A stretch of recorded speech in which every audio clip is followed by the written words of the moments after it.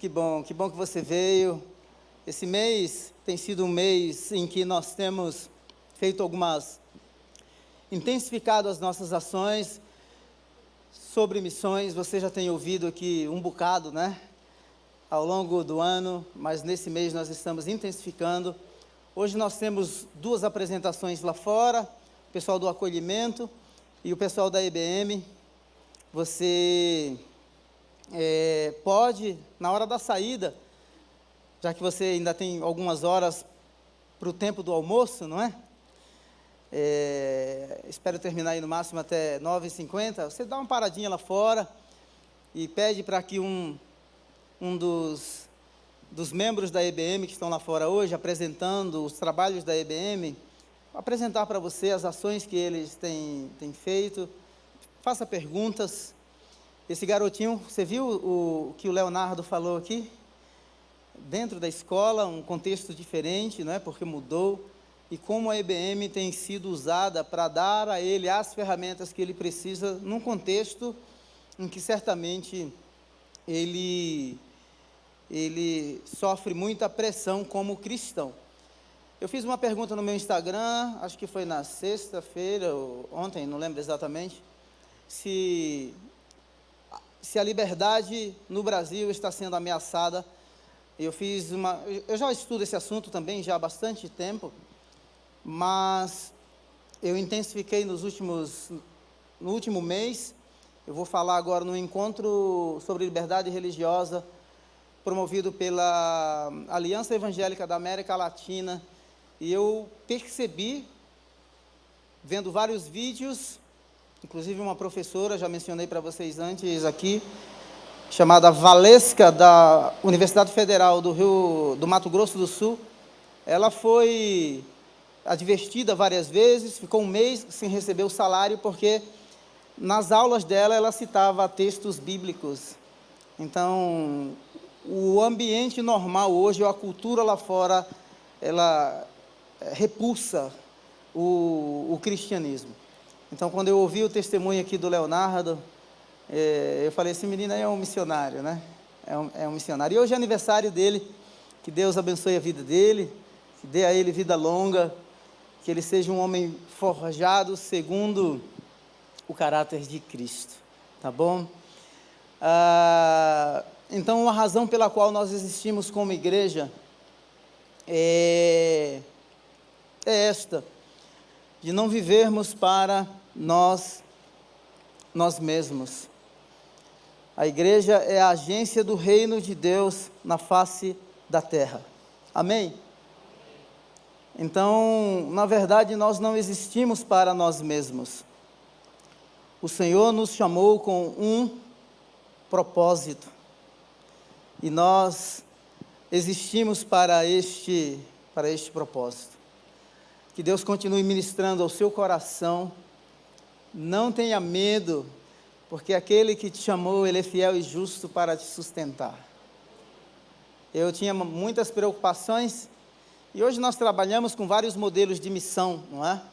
Desde o missionário que vai de tempo integral, como a Fabi, ou o Wesley, que está num processo de transição, mas tem uma garotinha de 18 anos aqui, a Isabela, que quer ficar 45 dias, 60 dias, no centro, isso eu estou falando para você, no centro, seria como o Vale do Silício da Espanha. Nós temos uma parceria com uma organização chamada Cristar, uma organização que tem uma experiência missionária há mais de 115 anos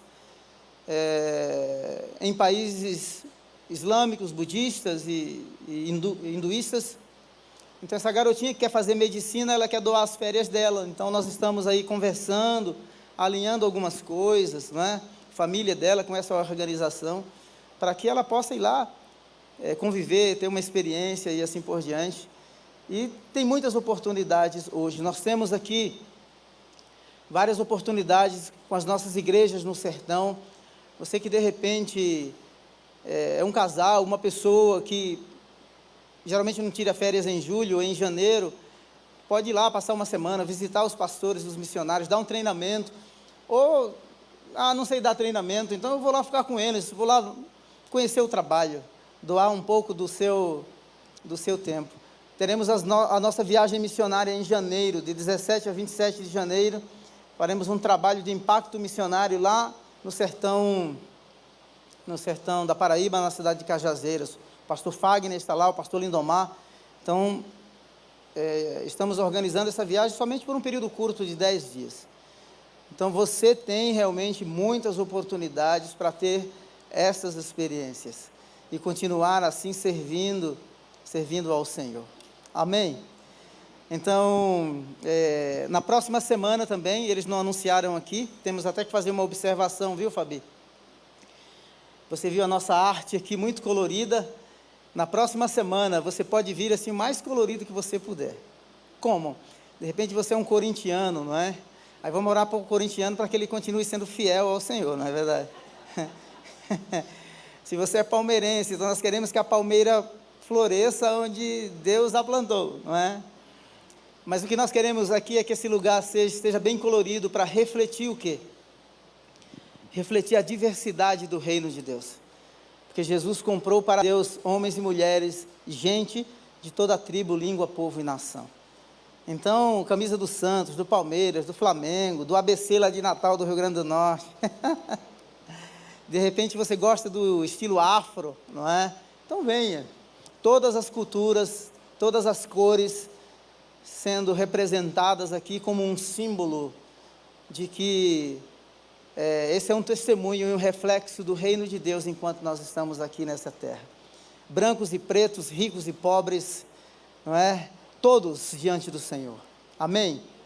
Por quê? Porque o evangelho do reino é o evangelho da reconciliação. Então eu estou me preparando, por isso que eu pesquisei muito sobre liberdade religiosa, porque eu sei quais serão os desdobramentos do ponto de vista histórico e da agenda global que está sendo implementada. Então, quarta e quinta-feira, lá no encontro, disse que é com temor e tremor, né? Então, será uma bênção, certamente, falar sobre liberdade religiosa na perspectiva da América Latina. Enquanto isso não chega, nós temos a liberdade, enquanto essa pressão não chega assim descaradamente, ou em forma de lei, vamos dizer assim, nós continuamos e continuaremos pregando o evangelho da reconciliação. Abra a sua Bíblia em 1 Coríntios, no capítulo 8. Capítulo 8.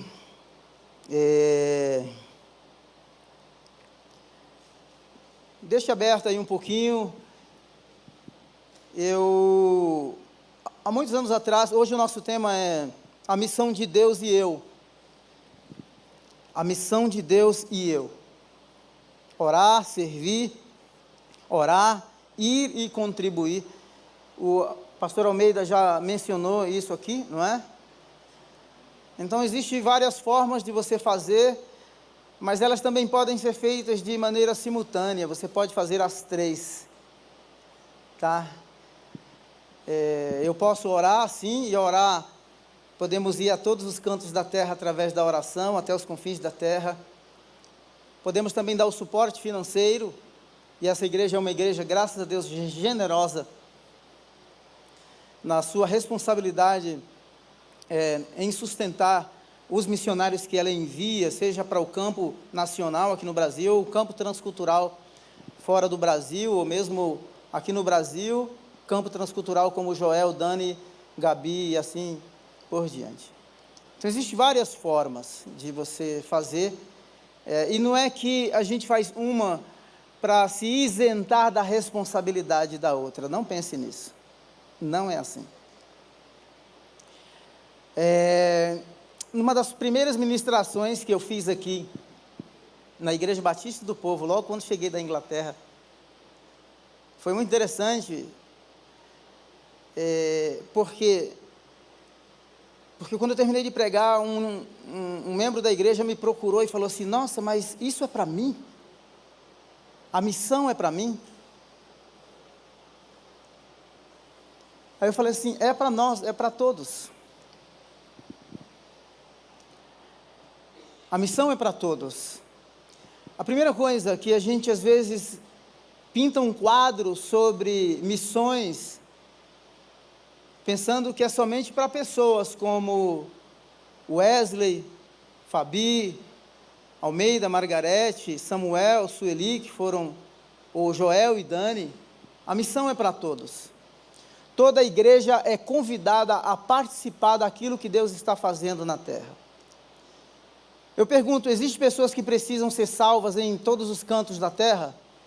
Você concorda? Levanta a sua mão.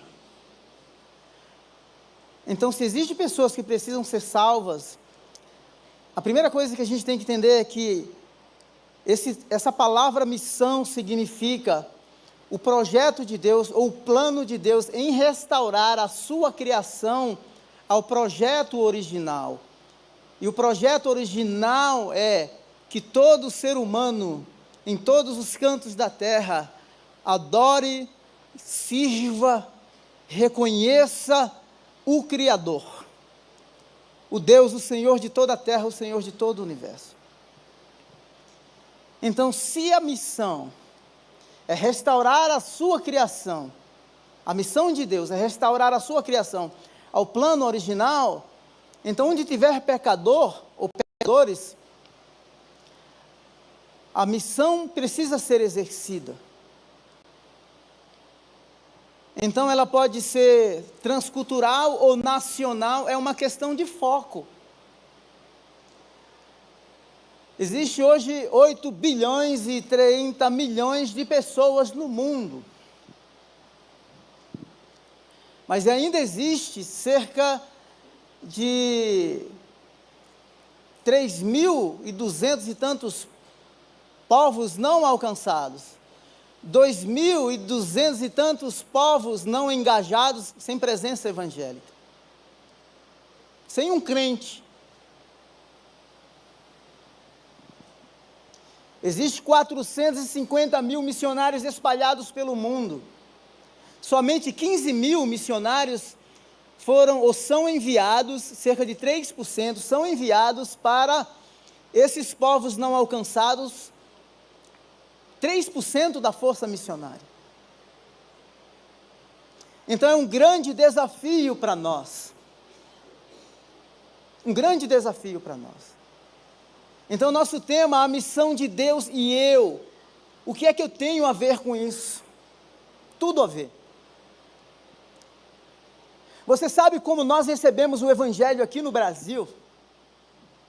A primeira inserção do protestantismo no Brasil deu-se, os historiadores às vezes confundem, mas eu vou citar, entre 1555 e 1558. Calvinistas, vindo da França, para o Rio de Janeiro, na Baía de Guanabara. Alguns historiadores dizem que eles naufragaram, outros dizem que eles foram assassinados. Americanos, fugindo da guerra civil nos Estados Unidos no século XIX. Vieram para o Brasil. Ou seja, um grupo de pessoas em fuga com uma mensagem. A mensagem que salva, a mensagem que transforma, a mensagem que liberta. Então nós temos uma dívida para com as nações. E essa dívida é impagável. Paulo, quando escreve na sua carta aos Romanos, ele diz assim: a ninguém devais coisa alguma a não ser o amor. Nós não vivemos aqui pregando a teologia da prosperidade, e esse conceito de prosperidade é um conceito muito distorcido aí fora. Nós não fazemos apelos emocionais, tentando persuadi-los de que você vai dar tanto e vai receber X em troca. Pode ser que Deus faça isso. Nós acreditamos, eu particularmente acredito que tem pessoas que têm o dom para fazer riqueza, para ganhar dinheiro. Eu acredito nisso. Agora, à medida que ganha, onde está essa generosidade? À medida que ganha, como que eu dou? Ou, se eu dou, se eu oferto, se eu sustento, por que eu faço isso?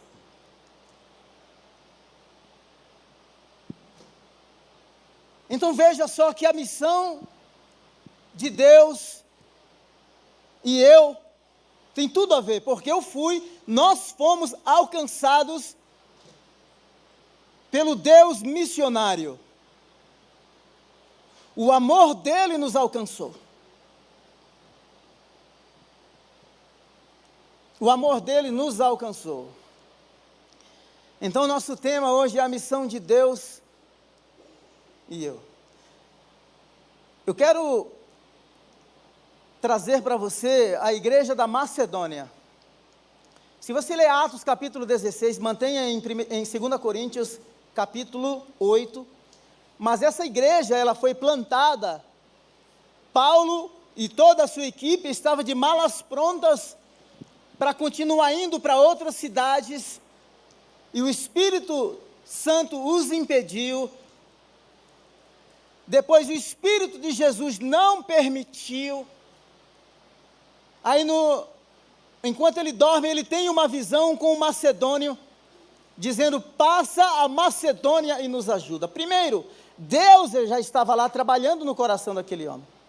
Se você ler Atos 16, além do macedônio, tem uma mulher chamada Lídia, curtidora de púrpura, na cidade de Tiatira. Então a Macedônia era um complexo de cidades. A cidade de Bereia, que vai estar em Atos capítulo 17, que é chamado de os cristãos mais nobres.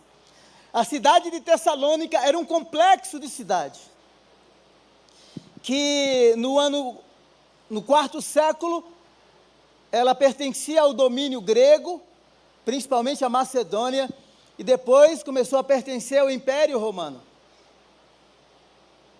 Era uma região riquíssima, por causa dos minérios que tinha naquela cidade. Mas depois, daqui a pouco você vai entender. Você segura aí no banco, daqui a pouco você vai entender aonde eu vou chegar, tá bom? Uma cidade rica que se tornou pobre, porque quando o Império Romano os conquistou, eles viviam como um povo subjugado, oprimido, e tiveram as suas propriedades confiscadas, viviam como escravos, preço de aluguel alto, ou seja, eles se tornaram muito pobres. E é a partir de agora que eu chego em 1 Coríntios, no capítulo, ou 2 Coríntios, capítulo 8. A missão de Deus e eu. Olha só, verso 1 e 2 diz assim: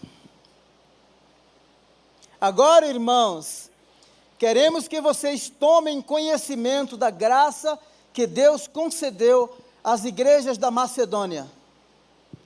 No meio da mais severa tribulação,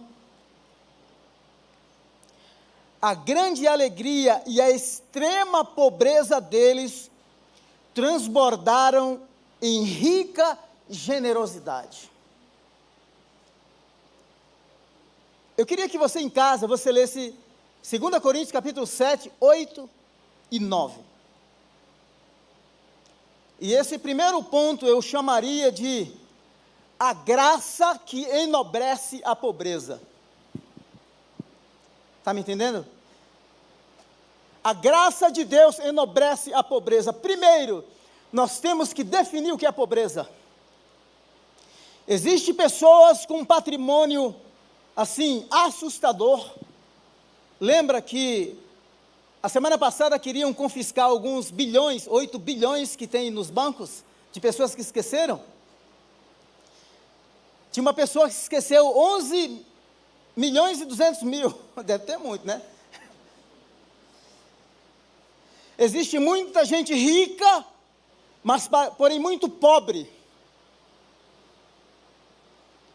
Pobreza é ausência, pobreza é privação. O salmista Davi, ele diz assim: Deus, eu não tenho nenhum outro bem além de ti, tu és a porção da minha herança.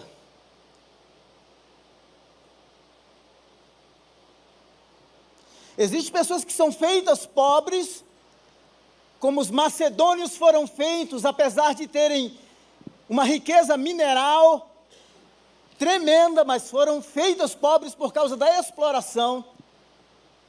Existem pobres proclamados pela teologia da libertação na década de 70, década de 80,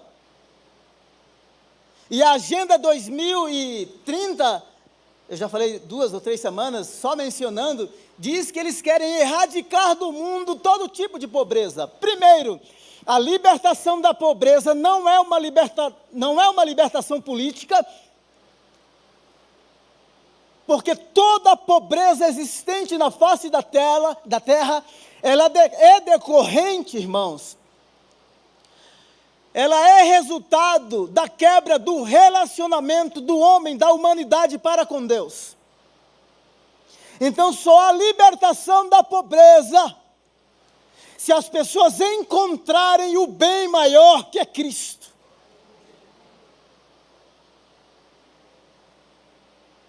Amém? Agora, é isso que eu quero que você guarde no seu coração nessa manhã.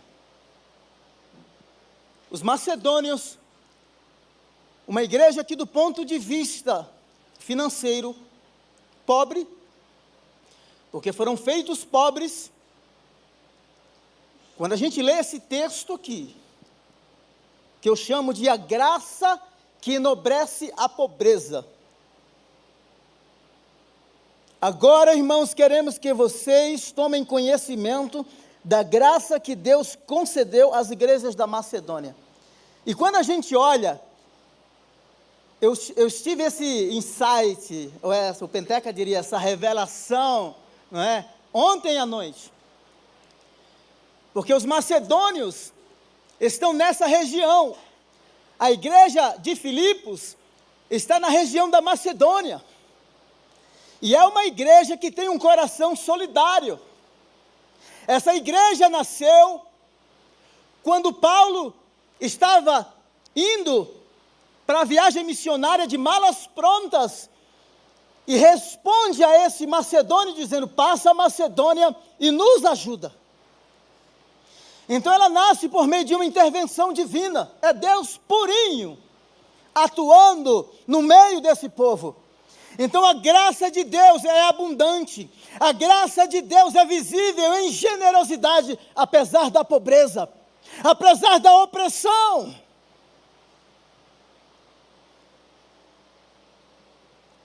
Apesar da condição financeira. Isso aqui é tremendo. No meio da mais severa tribulação, a grande alegria e a extrema pobreza deles, olha só, é a pobreza que transborda em generosidade. Ah, vou me comprometer em doar, em orar, em ir quando sobrar. Não dê o resto. Deus não quer sobra. Deus não está mendigando a sua mesa. A obra de Deus não precisa de ofertas, de doações, ou mesmo de pessoas que se envolvam, porque tem peso na consciência e querem aliviá-la de alguma maneira, fazendo alguma coisinha de maneira aparente e superficial. O primeiro ser a ser conquistado e a receber o bem maior é você.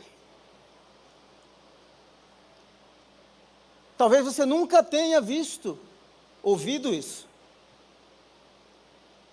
Mas Paulo está dizendo assim, que a fonte dessa pobreza, que enobrece, essa graça que enobrece a pobreza e que extravasa em generosidade, ela tem uma fonte.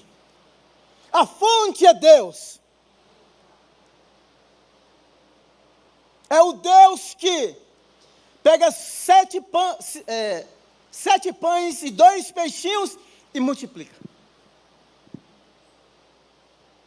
É Deus que recebe a oferta da viúva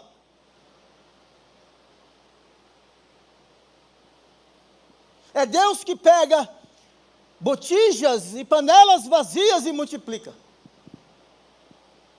Ou seja, mesmo em situação de pobreza, exploração, sem a menor condição de dar e de doar, a graça enobrece.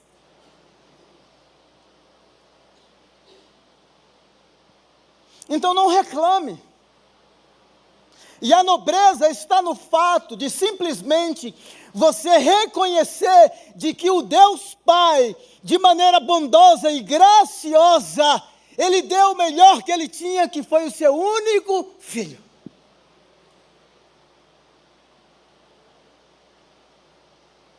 Seu único filho.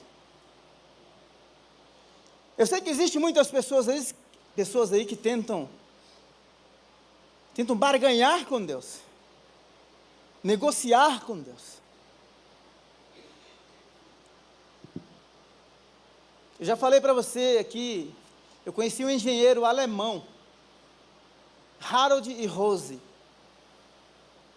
trabalhava na região do ABC, se converteu com 60 e poucos anos, foi para uma sala de seminário, estudou, foi trabalhar entre os índios Terenas, em Mato Grosso, lá em Aquidauana, se tornou professor de seminário, se converteu depois de 60 e tantos anos. Aquele homem, apesar de uma boa qualidade de vida, ele catava latinhas para ajudar, latinha na rua, às vezes ele acordava muito cedo, caminhava, encontrava, ia juntando, vendia. A esposa dele, todo tipo de fruta que você pudesse imaginar, ela fazia geleia e vendia para sustentar missionários.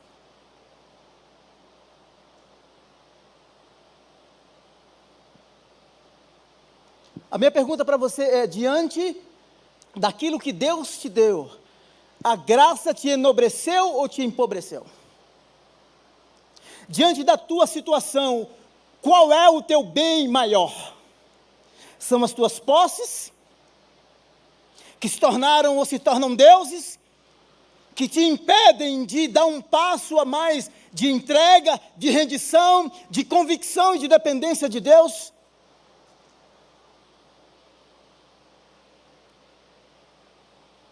Então nós não estamos falando aqui numa questão de quantidade. Se é o cara que doa emissoras de TV,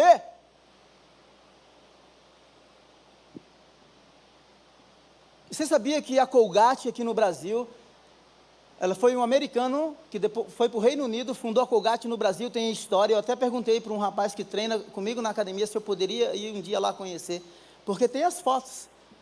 E eu perguntei para o cara assim, você conhece a história da Colgate? Ele falou assim, conheço, ele contou. O cara que treina comigo, eu pensei que ele não conhecia. Ele falou assim, não, eles eram cristãos. E o dono doava 90%.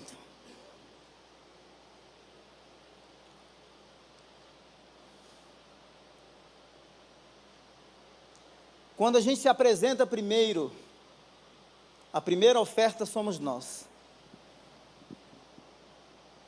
Você é a primeira oferta. Você é o campo a ser conquistado. Você é o coração que precisa ser rendido.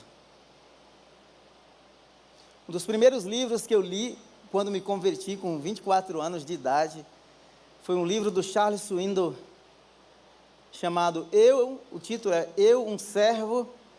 Você está brincando. E uma das histórias que conta é que um jovem chega para dialogar com um vendedor, porque queria negociar algumas coisas, e naquela negociação ele vai pedindo algumas coisas, e a pessoa que está entregando vai guardando algumas. E naquele diálogo diz assim, ainda faltam algumas coisas. O que falta para você entregar para o Senhor nesta manhã? Eu pergunto, a sua pobreza, e quando eu falo de pobreza, eu estou falando de uma situação em que era impossível nós sairmos dela, separados. A natureza pecaminosa nos separou de Deus, e nós éramos amaldiçoados. A graça nos enobreceu, porque nós fomos reconciliados com Ele. o encontramos, ou ele nos encontrou, a nossa vida mudou. Quantas histórias eu já ouvi de pessoas que quando quebram, ou quando ficam desempregadas, a vocação delas é reativada do dia para a noite.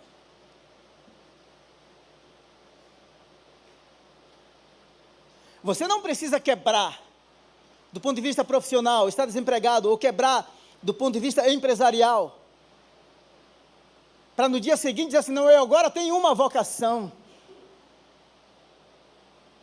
Viva a sua vocação como um empreendedor, como um empresário, como um profissional, que foi alcançado pela graça, de tal maneira que ela te enobreceu. Olha só, vou contar uma história, eu já trouxe aqui na igreja, um camarada chamado Gabriel. Gabriel Pietro, ele vai pregar na conferência na semana que vem, no Radical, e vai pregar na Vila São José. O Gabriel, o cara é crente. O Gabriel começou a hamburgueria dele, sabe, fazendo o quê? Vendendo hambúrguer para ajudar, para captar dinheiro, para fazer uma viagem missionária para ir para o Peru. E o primeiro hambúrguer foi muito ruim. Aí melhorou o hambúrguer, começou a vender, começou a surgir clientes. Aí ele montou um cenáriozinho, aí o negócio começou a bombar. O cara doou tudo que ele tinha. Quando ele esteve aqui, ele falou que uma vez ele doou o apartamento que ele tinha. É convicção pessoal. Depois ele ganhou um apartamento. Recebi uma mensagem anteontem. A hamburgueria dele, que é a Holy Burger, ou Holy Burger, né? Está entre as 25 melhores hamburguerias do mundo.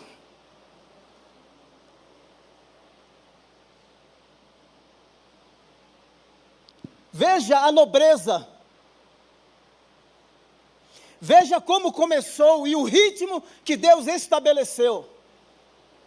Então, existem pessoas por aí que líderes, pastores, igrejas, organizações filantrópicas,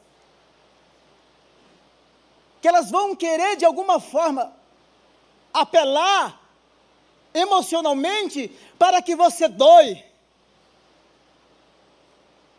Se você não entendeu o sacrifício de Jesus na cruz como oferta para derramar graça sobre nós, nos tirar da pobreza e nos fazer transbordar de tal maneira que nos faz nobres, não do ponto de vista mundano, não, mas do ponto de vista da missão, da redenção, porque nós somos os proclamadores da melhor notícia, que é a proclamação do Evangelho de Jesus Cristo.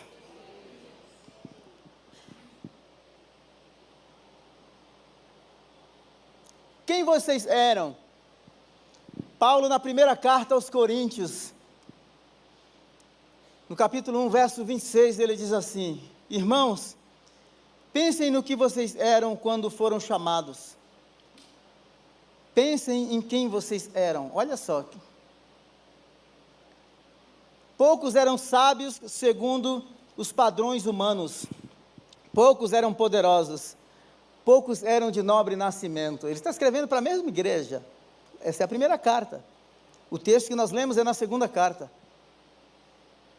Ele está dizendo assim, olha, de acordo com o padrão do mundo, que não é a sua régua, não é o seu checklist, o seu checklist, não é. Vocês não eram sábios, vocês não eram poderosos, e vocês não eram de nobre nascimento. Mas Deus escolheu. Deus te escolheu. A tua riqueza não te deu salvação, os teus diplomas não te deram salvação, não dosou o teu temperamento, não curou as feridas da tua alma. Apesar da régua do mundo e o padrão do mundo não corresponder às tuas expectativas, Deus te escolheu. E Paulo apela dizendo assim: pensem em quem vocês eram. A graça enobrece. Quando a graça enobrece, a pobreza é transformada em nobreza. Glória a Deus. Você vai voltar aqui domingo que vem? Volta que a pancada vai ser maior. Ele escolheu as coisas insignificantes do mundo, as desprezadas e as que nada são, para reduzir a nada as que são, para que ninguém se glorie diante dele. Ninguém se glorie diante dele. Rico se fez pobre. Olha o modelo. 2 Coríntios 8:9, pois vocês conhecem a graça do Senhor. O Senhor Jesus Cristo, que sendo rico, se fez pobre por amor de vocês. A ideia de pobreza aqui, no caso de Jesus, ele não tinha posses, ele já sabe disso, não é? Inclusive teve um pregador, vou chamar de babaca, porque tem cara que força o texto que dá nojo, dizendo que Jesus era rico porque tinha uma... vá procurar o que fazer, meu irmão. É apelativo. Eu sei que tem crente que gosta, né? Eu fui com raiva, desculpe aí até. Mas apelar. As aves dos céus têm seus ninhos, as raposas os seus covis, mas o Filho do Homem não tem onde reclinar a sua cabeça. Ele era um profeta, um rabino, e um rabino, profeta, ele tinha hospedagem e comida, aonde quer que chegasse. Essa era a tradição judaica. Mas aqui, quando diz que ele se fez pobre, é um contraste, é um paradoxo entre a sua vida de glória nos céus e a sua vida terrena de sofrimento. Paulo está falando de dois aspectos do ministério de Jesus. E ele descreve isso de maneira muito mais clara em Filipenses capítulo 2, a partir do verso 5. Sendo Deus, ele não usurpou, mas ele se humilhou. Se tornou pobre para nos enobrecer. A pergunta para nós é o seguinte, nessa manhã, simples assim. Simples assim. O que você daria para que o mundo fosse alcançado, o mundo perdido fosse alcançado e enobrecido com a graça que te enobreceu?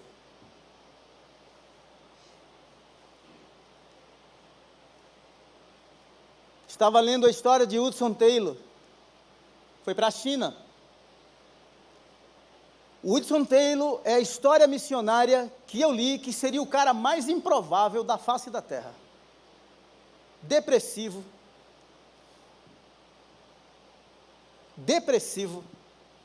perdas, apesar de ser formado,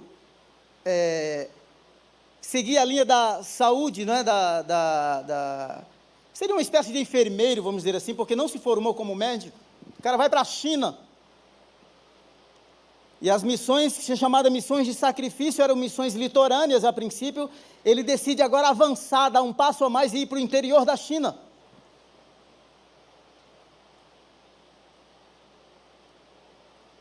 Existe um escritor que diz que Hudson Taylor tinha pensamentos suicidas.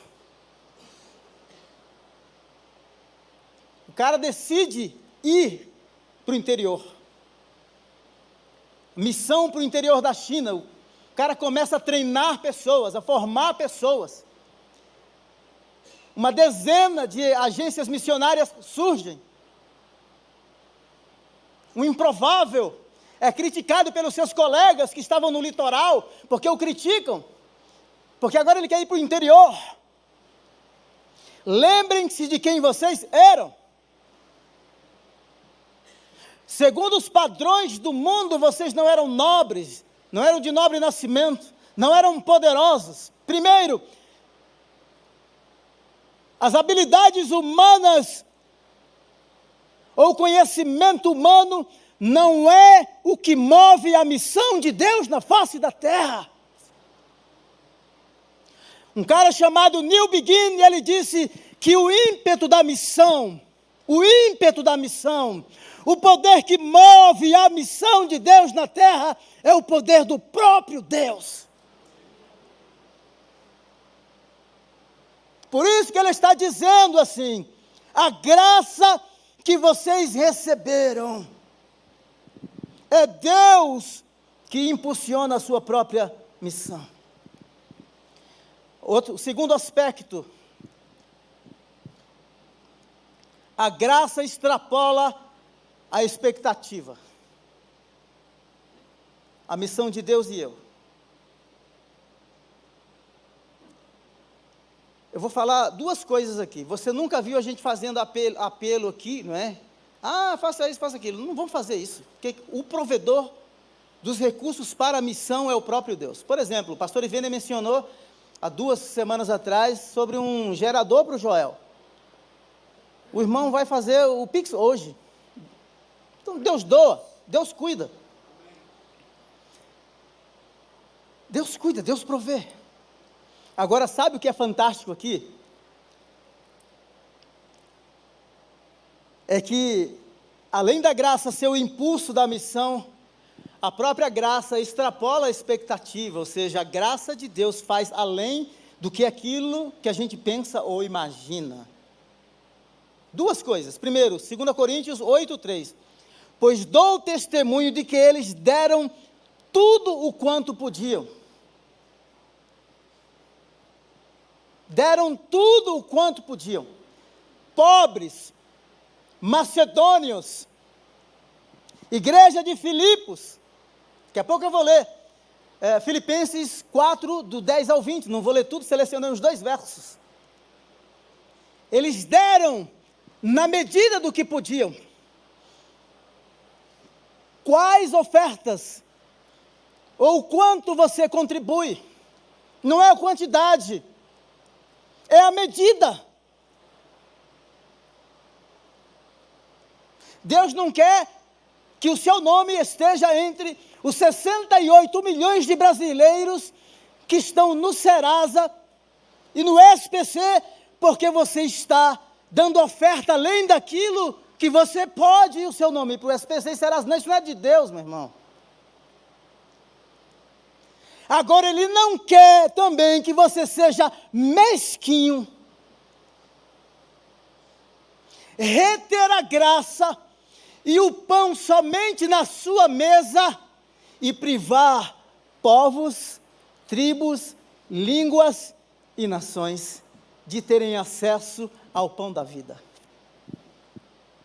Eu falei para vocês no início, dos 450 mil missionários, somente 15 mil estão entre os povos não alcançados, ou seja, é um país, um povo que não tem força missionária ou força evangélica cristã para se auto-alcançar, se auto-evangelizar e se auto-treinar. O que Jesus faria? Certamente, Ele iria alcançar os não alcançados.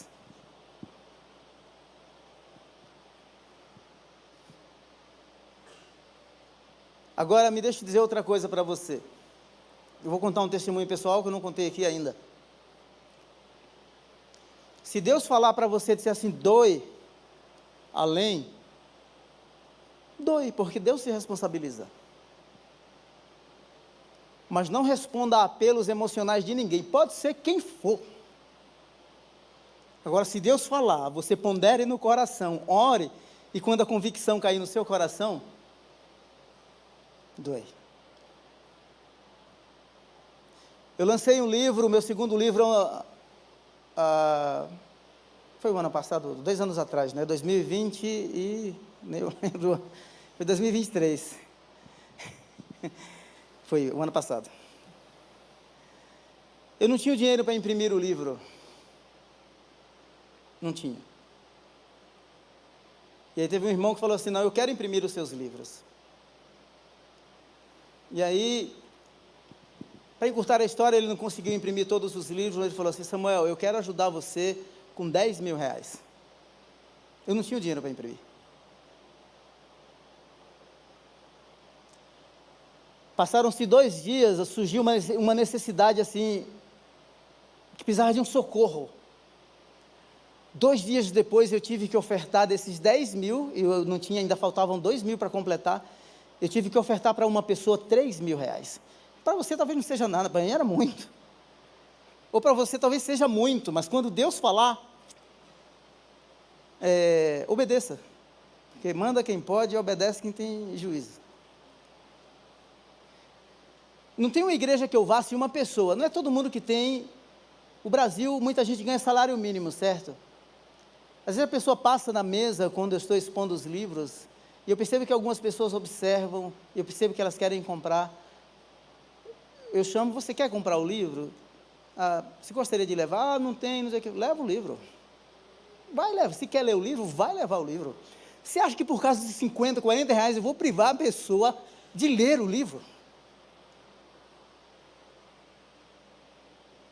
Então, primeira coisa é conforme a medida.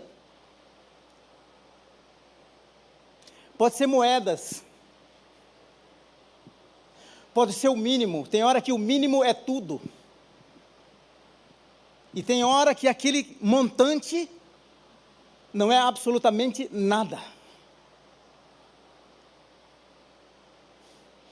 Porque não responde conforme a medida que precisa ser doada e ofertada. E eu vou mostrar para vocês aqui, biblicamente.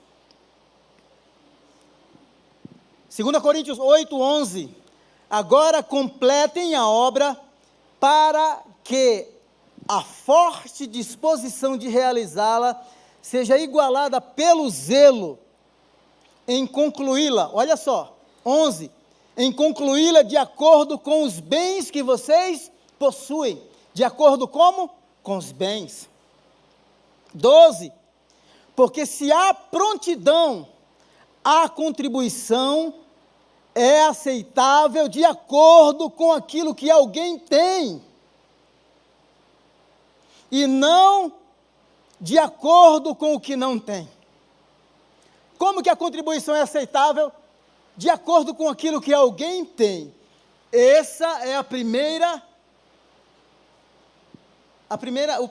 ponto. É a evidência da graça. Agora tem o outro. Fizeram além do esperado. O nosso tópico aqui é: a graça extrapola. Primeiro, lembre-se de uma coisa: graça é favor imerecível. 2 Coríntios 8:3, pois dou testemunho de que eles deram tudo quanto podiam, e até além do que podiam.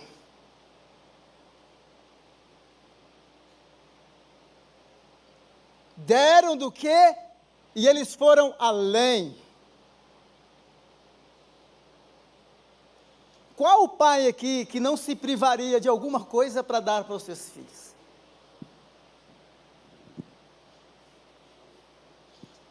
Se tu tirar as Coca-Colas que tu consome durante o ano, faz um cálculo e oferta para a obra missionária.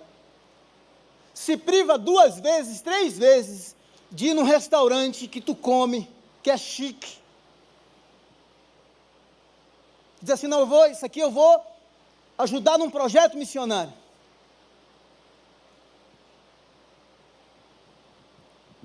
Além.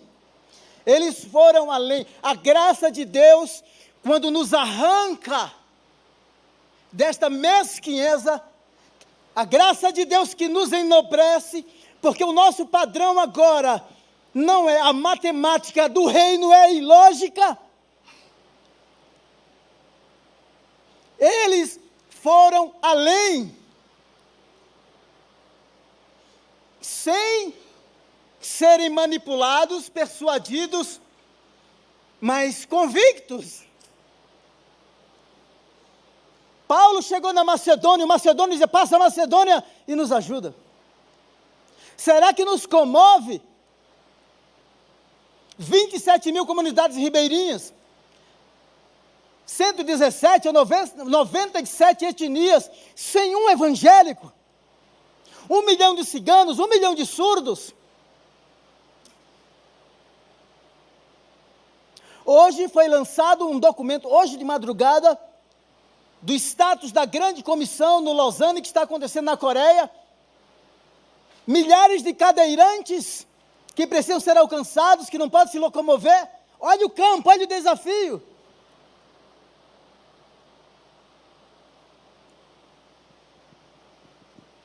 Eu sei que essa mensagem não é muito confortável, ela não é nada confortável.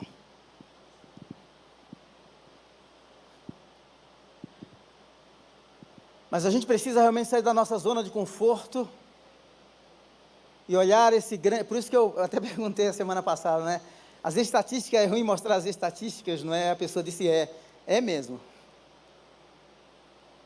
Mas esse é um grande desafio. Jesus, quando olhava pelas ruas, andava pelas ruas, ele via a multidão como ovelhas que não tinham pastor, e o coração dele movia-se de compaixão.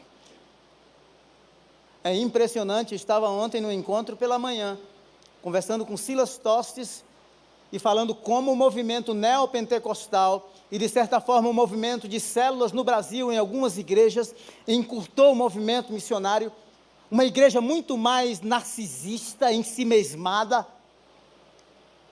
Pastor Almeida mencionou aqui, irmãos, a gente tem um carro que é 2, tem um apetite que é 3, 4, 5.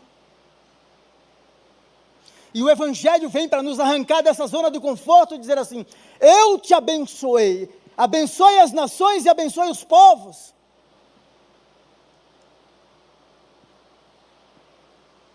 Eu não me conformo. Nós saímos de 5% de evangélicos em 1970, fomos para 22% em 2010, 42 milhões de cristãos,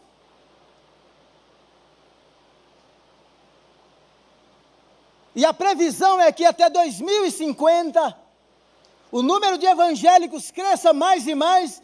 Que igreja é essa que não se doa? Que igreja é essa que era pobre e foi enobrecida pela graça, e essa graça não se extravasa em transformação social e no envio de missionários para alcançar os não alcançados? Posso dizer para você?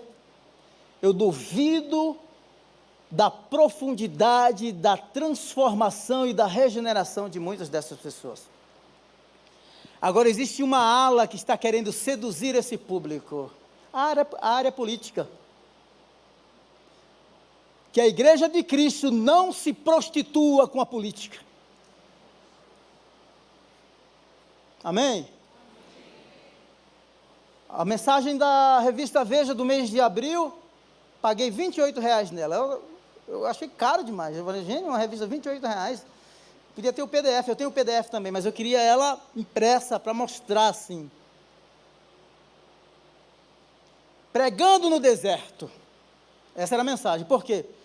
Porque uma ala progressista do Brasil tenta seduzir a bancada evangélica no Congresso e não consegue. Pregando no deserto, ou seja, a igreja não pode ser seduzida para uma missão política. Se quiser gostar de ouvir, goste, se não quiser, me dê argumentos teológicos e filosóficos e etc. Mas a igreja tem um cabeça e a igreja tem uma missão, e a missão dela é o anúncio da boa notícia do Evangelho nos 4 cantos da terra, e ela não pode ser seduzida.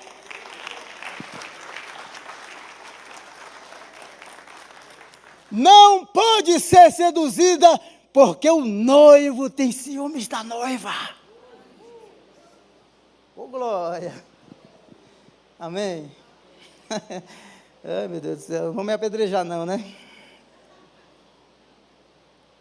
Aquele que não tem pecado, atira a primeira pedra.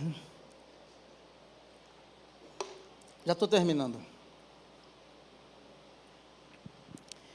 Fizeram além do esperado, e não fizeram, olha só, no verso 5 do 2 Coríntios 8, 5. E não fizeram somente o que esperávamos, mas entregaram-se primeiramente a si mesmos ao Senhor e depois a nós, pela vontade de Deus. Eles se entregaram primeiramente a quem? Ao Senhor. E depois se entregaram a quem? A equipe de Paulo. Você pode fazer tudo. Primeiro, salvação não é pelas obras. Você pode dizimar o tanto que você quiser, tá? Pode fazer peregrinação, pode fazer o que quiser, pode dar dízimo, oferta que transborde tudo, tá? Tudo isso pode ser em vão. Sabe por que a graça enobreceu? Porque a graça os alcançou. O texto diz assim, olha, antes de vocês se entregarem-se a nós, vocês se entregaram primeiramente a Ele. Ele nos enobrece. A graça nos torna enobrecidos. Éramos pobres, agora ela, mudou o quadro, mudou o cenário. Eu não tenho mais existência própria. Eu fui alcançado por um amor maior. Eu fui alcançado por um poder divino que vem do alto. O padrão agora não é o padrão do mundo. Agora é o reino. É um reino de um rei que chegou, que era rico e que se fez pobre.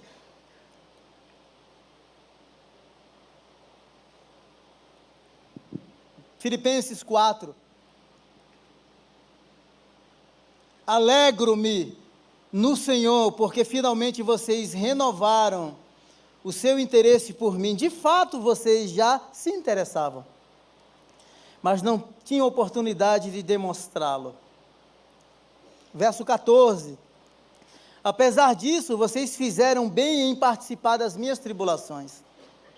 Como vocês sabem, Filipenses, nos seus primeiros dias no Evangelho, olha, quando parti da Macedônia, nenhuma igreja partilhou comigo no que se refere a dar e receber, exceto vocês.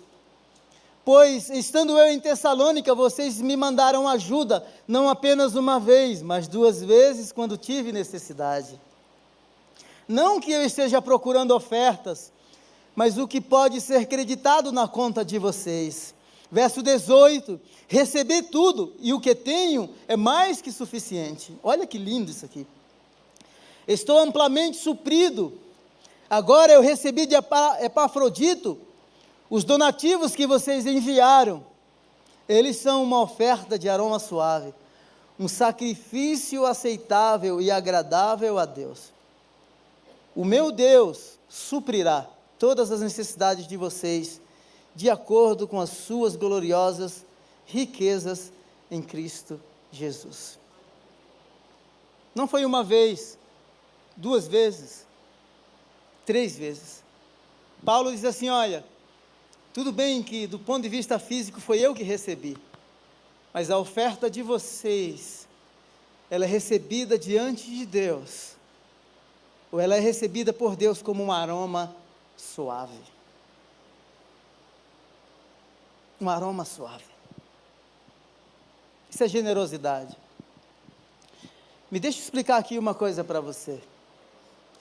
Nós temos uma cultura de, às vezes, dar à pessoa, ou ofertar, simplesmente quando nós descobrimos que a pessoa tem necessidade. Você atender uma necessidade é uma coisa, a pessoa precisa, e você responde a uma necessidade. A generosidade é diferente.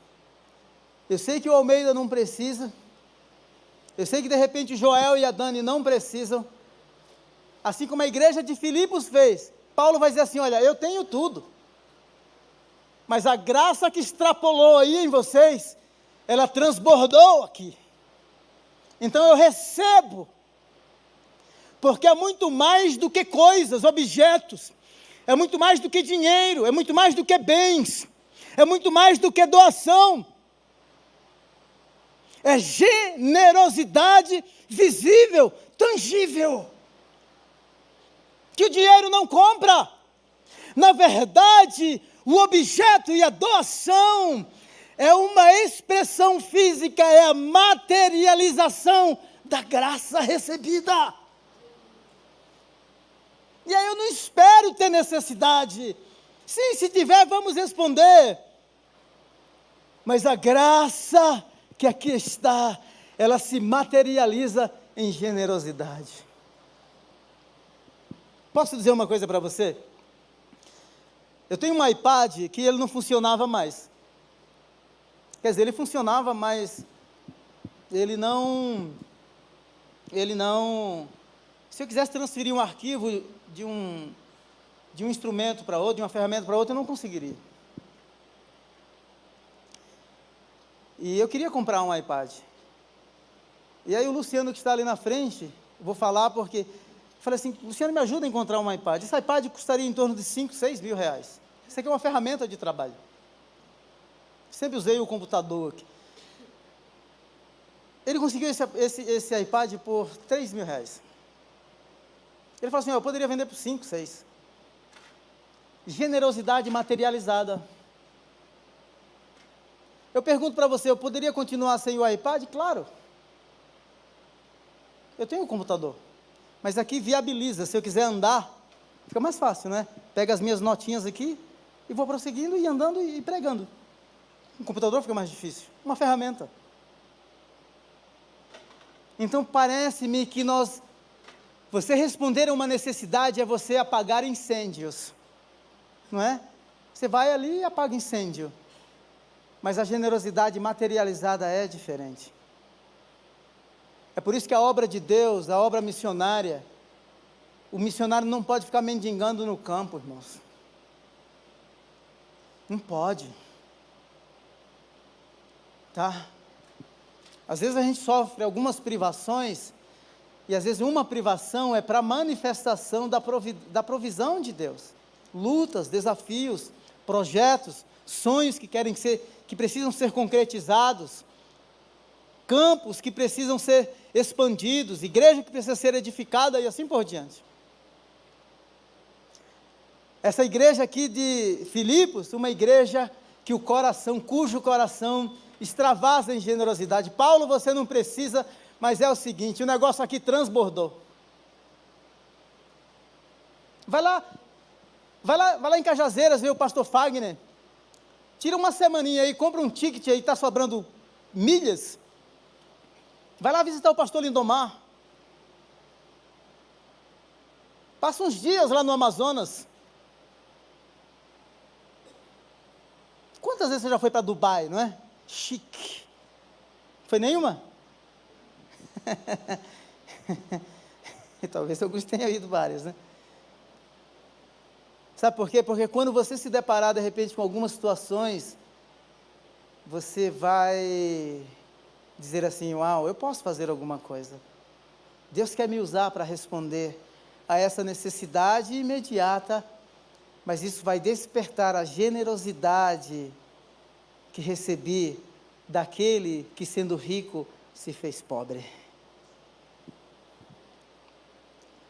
Lembra do jovem rico? O que devo fazer para herdar a vida eterna? Olha, se você cumprir a lei, 2 mandamentos resumidos dos 613, ama Deus e o próximo, e tá beleza, isso aí eu faço, isso aí é aula de EBD, não é? Isso aí é básico, eu estou no outro nível. É no outro nível, então deixa eu levantar a barra um pouquinho. Vai e vende tudo quanto tem e dá aos pobres. Ele se entristece, porque ele tinha muitos bens. Deixa-me dizer uma coisa aqui para você.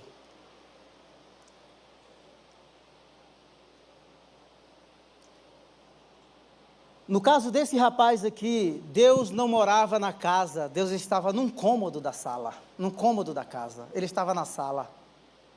Qual o lugar mais precioso da casa do brasileiro? Fala aí, pastor Almeida, o que é que você acha? Cozinha, irmãos. Você observou quando o brasileiro faz churrasco, mesmo do lado de fora, se tiver um quintal? A galera fica onde? Ao redor da churrasqueira. Olha só, os mandamentos estavam aqui, ó, no cognitivo, na razão daquele jovem. Estava num cômodo. Descer para o coração é mais profundo. E no coração estavam os bens. Vai e vende tudo o quanto tem e dá aos pobres. Deus não quer estar na sala. Ele quer estar na casa.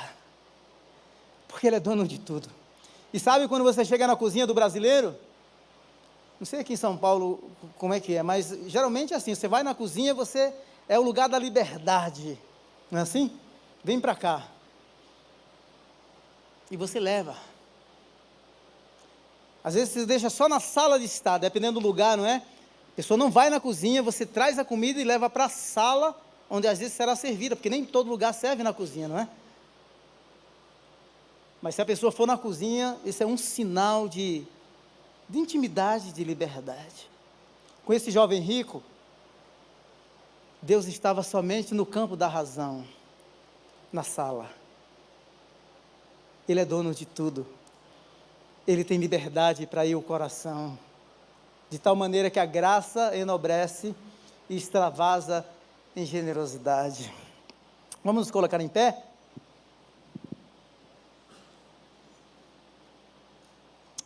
Eu queria falar um pouquinho mais, não vou conseguir. Entregue ao Senhor. Aquilo que você tem não nasceu em você, nasceu em Deus.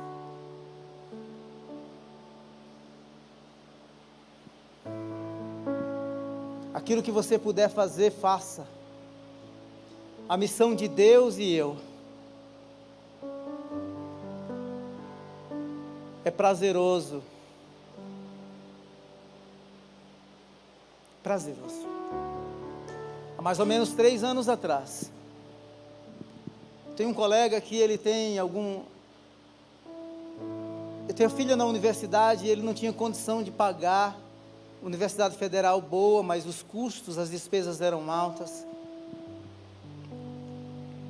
E eu falei com um outro colega dizendo assim: é o seguinte, eu tenho esse missionário aqui que ele está com dificuldade, tem uma filha inteligentíssima, só para tu ter ideia, ela faz 2 faculdades assim ao mesmo tempo, uma de odontologia e outra de biologia, crânio, passando um perrengue. Eu falei assim: cara, você não pode ajudar essa moça? Você ajuda com tanto. Já fazem 3 anos. Isso é graça. Isso é estender o pão que chega à minha mesa, a outras mesas. A missão de Deus e eu, o que tem isso a ver com você? Tem tudo a ver com você. É para todos nós. Indo, orando e contribuindo. Fazendo sem peso na consciência, mas tendo a consciência tranquila de que nós somos participantes ativos da missão daquele que nos alcançou. E nós não queremos ficar de fora daquilo que Ele está fazendo na terra. Pai, muito obrigado por essa manhã. Obrigado porque essa igreja dos macedônios, apesar de toda a pobreza, eles foram enobrecidos por Tua graça. Eles fizeram conforme podiam, mas eles foram além. Foram além porque entregaram-se primeiramente ao Senhor. Toda a resistência no nosso coração, para entregar, para render, para reconhecer de que Tu és Senhor, de tudo quanto se relaciona a nós, dizemos nesta manhã: é Teu, é Teu, somos do Senhor. Tira todas as reservas. Se você quer consagrar a sua profissão, a sua empresa, consagra ao Senhor. Consagra a sua fonte de renda ao Senhor. Em nome de Jesus. Senhor, usa todo esse potencial de conhecimento, de sabedoria, de estratégias, de recursos financeiros, de habilidades, de dons, para que o mundo conheça o Teu amor. Nós queremos ser essa igreja assim, Senhor, que atende necessidades imediatas, pontuais, mas uma igreja cujo coração extravasa em generosidade. Oh Deus, em nome de Jesus, tira toda a mesquinheza do inferno, em nome de Jesus, em nome de Jesus. Queremos nesta manhã nos entregar primeiramente a Ti, somos do Senhor e dizemos: Tu és nosso, Tu és o nosso bem maior, Tu és a porção da nossa herança. Recebe-nos. Assim como Ana, aquela mãe que recebeu o filho, disse: eu estive aqui orando, pedindo esse menino, e o Senhor me concedeu, e agora eu o consagro, e ele viverá para sempre para o Senhor. Nós queremos viver para sempre para o Senhor, e tudo quanto fizermos, façamos para a glória do Senhor e não para os homens. Você pode aplaudi-lo? Glória a Deus! Deus abençoe, tenha uma semana abençoada. Próxima semana, conferência missionária, esse lugar muito colorido aqui, em nome de Jesus.